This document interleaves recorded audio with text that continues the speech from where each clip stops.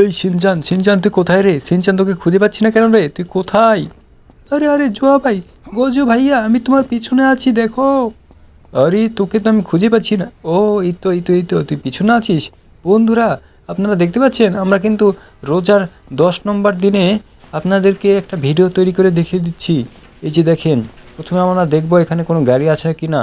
আরে গ্যারেজে তো কোনো গাড়ি নাই রে সিনচান। তাড়াতাড়ি এই মোটর সাইকেলে উঠ। মোটর সাইকেলে করে কিন্তু আমরা চলে যাব, ঠিক আছে?